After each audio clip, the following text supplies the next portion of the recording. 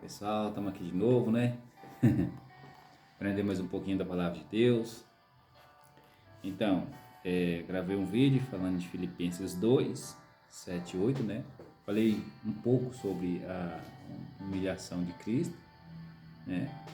E enfatizei também a doutrina criada, né? Baseada naquele texto lá, né? Das humilhação de Cristo, onde alguns entendem que uma das humilhações dele foi ter ido, né, ao inferno depois de morto, né, naquele período ali da morte e ressurreição, naqueles dias ali. Mas que na verdade, né, a escritura diz outra coisa, né? Eu preparei aqui também um texto hoje de 1 Pedro 3, onde dá também esse nozinho na cabeça das pessoas, né? Com todo respeito aos irmãos que acreditam, né? Mas se não tiver um fundamento bíblico, eu não acredito não. A doutrina pode ser bonita da maneira que for, mas não, talvez uns entendem que é humilhação, né? Por parte da humilhação dele, outros já talvez por querer mostrar uma grandiosidade, alguma coisa, uma coisa que não existe, né? Na verdade, porque teoria é coisa que não existe, teoria é teoria. Vou ler aqui 1 Pedro 3, 19. O texto, eu vou ler um versículo antes para vocês entenderem o que o texto está dizendo. Ó. Porque melhor é que padeçais, fazendo bem, se a vontade de Deus assim o quer, do que fazendo mal, porque também Cristo padeceu uma vez pelos pecados, o justo pelos injustos, para levar-nos a Deus, mortificado, na verdade, na carne, mas vivificado pelo Espírito. No qual, agora eu vou explicar um pouquinho aqui, né, do versículo 19, 20 e 21. Esses que eu li antes aqui, do 17, não, 18, 17 e 18, é só para vocês terem uma noção mais completa do texto, né? O bom mesmo é ler o texto todo, só que aí o vídeo fica muito longo. No qual também foi e pregou aos espíritos em prisão. Aqui começa a bagunça, começa a confusão, né? Ó, a ideia de carne e espírito, né, é melhor vista em Romanos 8, do 1 ao 11. Ali fala dos que vivem na carne, dos que vivem no espírito, né? O cristão que tende para a carne, para as coisas do mundo, carne, gente, é as coisas do mundo, é fazer a vontade da carne. Não, eu quero fazer isso, vai lá e faz. Eu quero fazer aquilo, vai lá e faz. Você está fazendo a vontade da carne, né? Ó, a ideia aqui no texto é que Jesus foi ressuscitado, né? Foi ressuscitado pelo Espírito de Deus, né? Por meio do qual ele também foi, né? Presumivelmente. Esse aqui a pessoa está presumindo, né? Sobre essa questão aqui do versículo 19, né? Proclamar seu triunfo aos espíritos caídos, né? A pessoa presume, lembra que eu falei que é teoria, alguma coisa do tipo? Então, porque chega a certo ponto já não tem mais base bíblica, né? Ó, das muitas perspectivas sobre a passagem, existem três principais. Eu vou estar lendo aqui as três principais, né? As três principais perspectivas sobre esse versículo. Ó, primeiro, Entre a sua morte e ressurreição, Jesus pregou aos mortos no Hades, a esfera dos mortos. Lembra que Hades pode significar sepultura e não inferno? Né? A esfera dos mortos, na perspectiva de alguns pais da igreja, né? De alguns, não todos. Segundo, Cristo pregou por meio de Noé às pessoas na época deste, perspectiva de muitos reformadores. Bom, essa aqui é o que eu acredito e daqui a pouco eu vou falar por quê. 3. Antes ou mais provavelmente, depois da ressurreição, Jesus proclamou o seu triunfo aos espíritos caídos, né? Perspectiva da maioria dos estudiosos atuais, né? Na literatura cristã primitiva, os espíritos quase sempre se referem aos espíritos angélicos e não aos espíritos humanos, exceto quando se afirma explicitamente que se trata de segundo caso. Segundo a forma mais natural de ler, de acordo com a gramática aqui, Jesus, no Espírito que o ressuscitou, pregou a eles depois da ressurreição. Né? Isso aqui é a primeira visão que você tem do texto quando você lê. Você chega, você pega o texto bíblico aqui, qual foi? Nossa, pregou os espíritos em prisão. Né? Aí dá aquele choque, né? Aí a pessoa interpreta isso aqui, talvez literal, não sei, de alguma outra forma, né?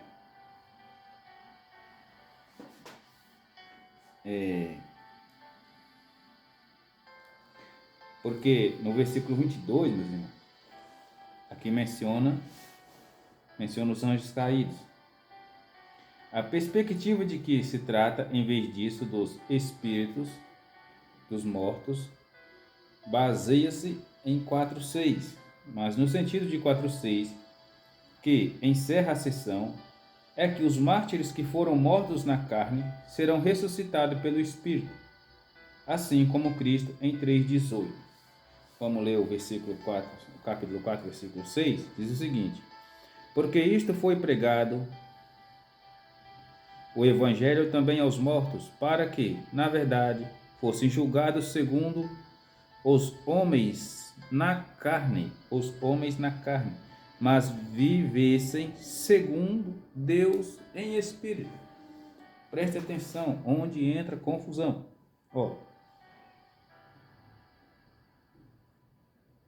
De acordo com o versículo 4, no capítulo 4, versículo 6, né? O sentido desse texto aqui é que os mártires que foram mortos na carne serão ressuscitados pelo Espírito, assim como Jesus foi. Aqui em 3:18, isso aqui não tem segredo nenhum.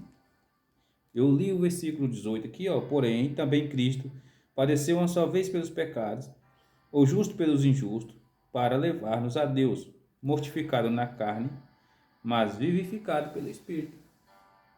Né? Quer dizer, morto na carne, mas vivo pelo Espírito. Né?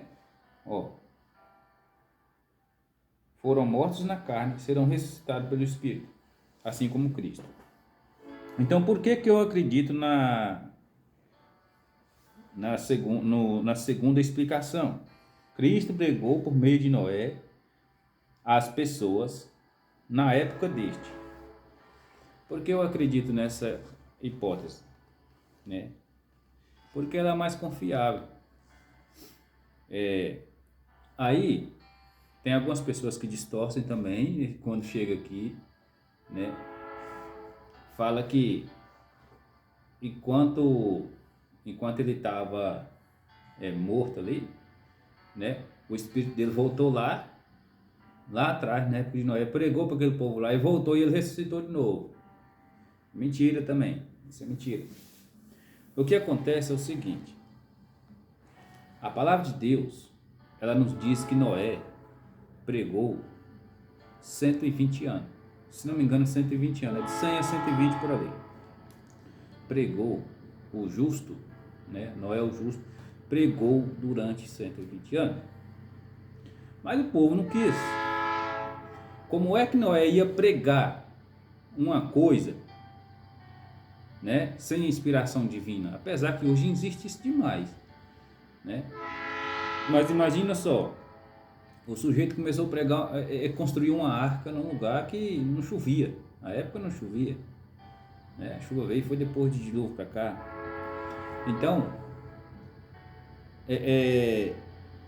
o que o texto está dizendo aqui é o seguinte, ó, no qual também foi e pregou aos espíritos em prisão, certo? O que Pedro está querendo dizer com isso aqui? Que Jesus, antes de vir ao mundo, através de Noé, assim como pelos profetas, Enoque e tantos outros, ele pregou aquele povo, né? Pregou para aquele povo, né? O Espírito de Deus, que é o mesmo Espírito de Jesus, que é o mesmo Espírito Santo, através de Noé pregou, né?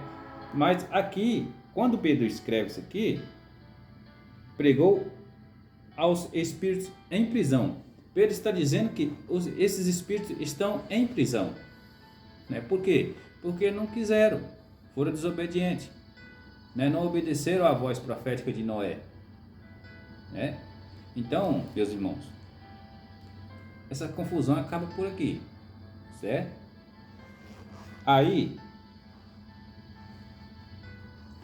tem também uma explicação do judaísmo a respeito desse negócio de anjo aqui, que eles dizem o seguinte, ó: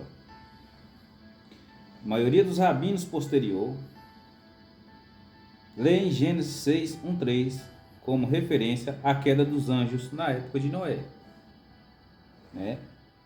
Então, ali, em Gênesis 6, 1-3, também não está falando muito bem desse assunto, não. O assunto lá é outro, né? Depois do dilúvio, disse que eles foram aprisionados, né? Ou, aqui tem uma referência aqui, 2 Pedro 2,4, Judas 6, ou debaixo da terra ou na atmosfera, né? Então, de acordo com a tradição judaica conhecida, né, Enoque foi enviado para lhes proclamar o juízo de Deus. Aqui Cristo é quem proclama seu triunfo sobre eles. Então, quando você vê, tem as três principais teorias, doutrina, né, sobre esse ponto de vista, sobre esse versículo, de que Jesus desceu no inferno, né? Só que, quando a gente vai ver à luz da Bíblia, quem era, que ali fala, Deus fala, o meu espírito não contenderá com o homem, né? Em Gênesis 6, fala o seguinte, eu ler aqui, ficar mais fácil aqui, porque de cabeça assim eu lembro, mas é muito pouco, ó. Viram os filhos de Deus que as filhas dos homens eram formosas e tomaram para si mulheres de todas as que escolheram. Então disse o Senhor, não contenderá o meu espírito para sempre com o homem, porque ele também é carne, porém os seus dias serão 120 anos. Bom, aqui Deus dá uma sentença, 120 anos, seus dias será 120 anos, né? Aqui foi esse período aqui que Noé ficou construindo a arca, pregando para esse povo, né? Aqui alguns falam que foram os anjos que tiveram relação com as mulheres e tal, tiveram filho, tiveram aqueles gigantes, né? O gigante, Nefilim, um monte de nome lá que eles arrumam, né? Mas quando na verdade isso aqui não está falando de anjo não, porque a natureza dos anjos ela é espiritual. O espírito, se você ler sua Bíblia, você vai ver uma coisa. O próprio Jesus, quando questionado a respeito desses assuntos, se depois da morte, na ressurreição, o homem ia se casar, ele pergunta lá por uns saduceus, que não criam na ressurreição, Jesus deu a resposta para eles. Seguinte, olha, na ressurreição, vocês serão semelhantes aos anjos, nem se casam, nem se dão em casamento. Se você ler Gálatas, você vai ver que a inclinação da carne é uma, a inclinação do espírito é outra, né? Romanos 8 também fala isso explicadinho, né? Então, essa ideia de que anjo, né, um espírito ali, teve relação com a mulher e teve um filho, um gigante, não sei o quê. Gente, como é que um gigante vai nascer no útero de uma mulher? Normal, gente, pelo amor de Deus. Falta de pensar, não tem como. Você imagina, eu tenho 1,70 m. Você imagina eu nascendo com 1,70 m, né? Que se for para a gente imaginar o tamanho de um gigante daquele, de forma que a Bíblia relata, eram uns caras enormes aí, de 3 metros, 4 metros de altura, sei lá. Agora você imagina, se você crescesse 3 metros de altura, você teria que nascer pelo menos com uns 20 quilos. E qual é essa mulher que aguentar carregar um menino de 20 quilos na barriga ou mais? Sei lá. Como é que ia sair lá dentro? Oh, meu Deus do céu. Só Jesus na causa mesmo. Vamos lá, no versículo 20, né? Os quais no outro tempo foram rebeldes, quando na longanimidade de Deus esperava nos dias de Noé, enquanto se preparava a arca, no qual poucos, 8 almas se salvaram pela água. Entenderam? O texto vai andando para frente, o trem vai clareando mais a memória da gente, né? Aqui o juiz de Deus vem em forma de dilúvio, né? A paciência de Deus aqui também é refletida em Gênesis 6:3, que eu acabei de ler ainda agora, né?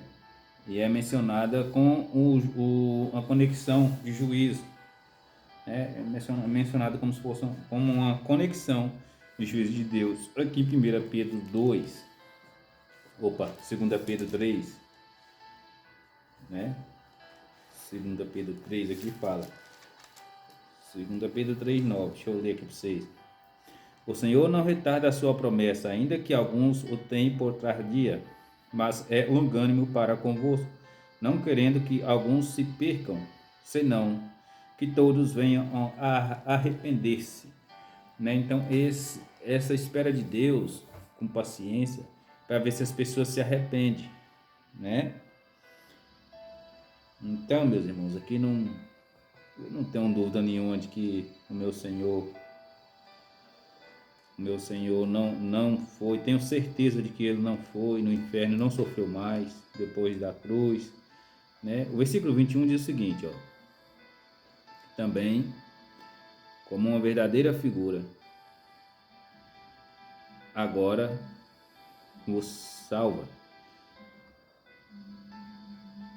que também, como uma verdadeira figura, agora vos salva, batismo, não do despojamento da imundícia da carne, mas da indagação de uma boa consciência para com Deus, pela ressurreição de Jesus Cristo. No versículo 21, as pessoas costumam dizer que isso aqui é a salvação pelo batismo. Não existe salvação pelo batismo também, né? O ato de fé indicado no batismo é quando Deus converte um pecador, igual ele me converteu.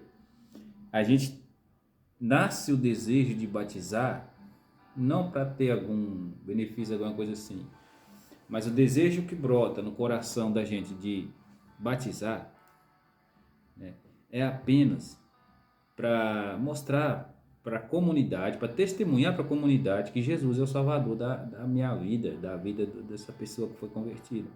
Esse é o desejo, é o sentimento que passa, não é nada além disso, né? Nós temos uma prova viva disso. Eu citei no outro vídeo lá, o ladrão da cruz. O camarada ali, a Bíblia não diz que ele foi batizado, né? A gente nem sabe nem quem era aquele homem. No momento da morte dele, Jesus salvou o homem, né? Não precisou batizar, né? As igrejas podem estar cheias de gente batizada em água e entrou dentro da piscina, dentro do rio, sei lá que de acho que entrou aí, e pode não estar salvo, né? E pode ter pessoas salvas, porém que ainda não tiveram a oportunidade de se batizar, né? Existe isso, A salvação é pela fé, não pelas obras, né? Confissão de fé é boa, mas não... A confissão de fé, ela não salva, né? Então, meus irmãos, é isso. O texto aqui de 1 Pedro 3, ele não fala que Jesus, apesar das várias interpretações desse versículo, né? Mas somente uma que não tem teoria, né? As outras têm teoria, né? A que não tem teoria é a que diz que Cristo, por meio de Noé, pregou às pessoas naquela época, né? Pregou para elas, né? Eu não me recordo direito qual texto que é, mas fala que Noé pregou durante 100 anos, 120 anos por ali, né? O povo não quiseram. As outras interpretações que vêm desse texto aqui, elas se perdem e tomam um rumo muito esquisito, que é o rumo da teoria, né? E também tem a interpretação judaica, né, de Gênesis 6:3, do judaísmo antigo, que diz que os anjos, né, aqueles anjos lá, de Gênesis 6, que tinham sido aprisionados, né? E Noé pregou, o Enoque pregou para eles, né? E agora vem Cristo nessa figura aí de Enoque, né? Mas ali também entra outro problema, porque Deus fala o seguinte: o meu espírito não contenderá com o homem, porque ele é carne e seus dias serão 120, né? 120 dias. O problema disso aí é porque se você começar a ler a Bíblia depois de Gênesis 6, você vai ver pessoas que viveram 200 anos. E é que está o problema. Outras mais de 120. Ué, se Deus falou que a idade dessas pessoas não ia passar de 120 anos, até hoje tem gente, hoje eu não sei, né? Hoje eu não sei, mas provavelmente tem por aí também, a gente não conhece todo mundo, provavelmente tem pessoas com mais de 120 anos por aí, né? Naquela época, se não me engano, é Terá, pai de Abraão, viveu 200 anos. Como que se explica isso, né? E se eu partir para esse ponto de que aquilo lá era anjo, eu vou me contradizer quando eu chegar naquele texto ali que fala que o pai de Abraão, olha, Abraão veio bem depois de Noé, né? Já é os patriarcas. Então, ali tem a ideia daquele homem lá vivendo 200 anos, né? Então, se você não tiver, a Bíblia ela é simples, mas se você não tiver uma cautela em ler os textos sagrados, aí cai muita heresia, né? Muita conversa furada por aí, né? A gente já tem demais mesmo essas conversas furadas por aí, né? Então, fique claro, Filipenses 2 fala da humilhação, né? Para mim, eu creio que a humilhação mais baixa de Cristo foi a maior humilhação dele foi se fazer carne, certo? Aqui o texto está dizendo que Cristo, né, o Espírito dele, né, porque ele já existia, ele é eterno, o Espírito dele pregou através de Noé, assim como também os profetas pregaram, né?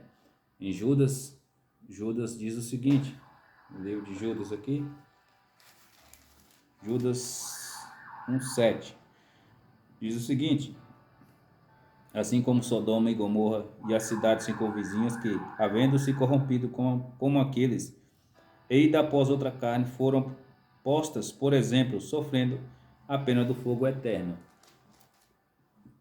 Muita gente querendo fugir do fogo eterno, muita gente querendo fugir, mas não quer fugir dos pecados, não quer fugir da aparência do mal, aí é que está o problema.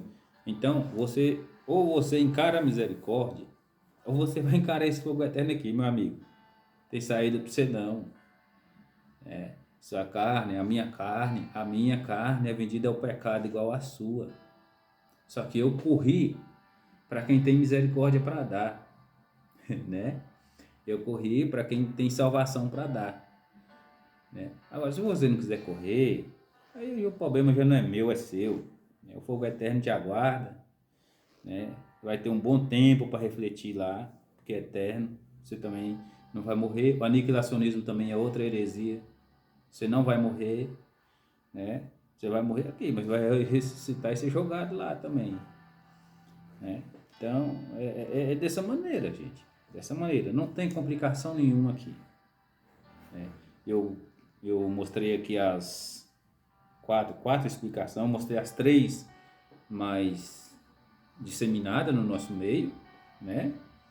Sobre esse texto de 1 Pedro 3,19.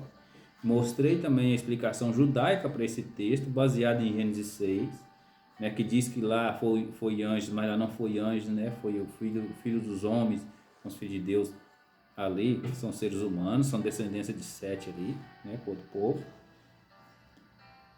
E é isso, né? Espero que vocês tenham compreendido que além do frio que aqui está fazendo demais, eu estou começando a fazer esses vídeos tem poucos dias e eu não tenho muita prática com esse negócio não. Tem hora que se me dá um trem aqui na cabeça aqui, tem hora, né? Que Deus abençoe cada um de vocês, em nome de Jesus.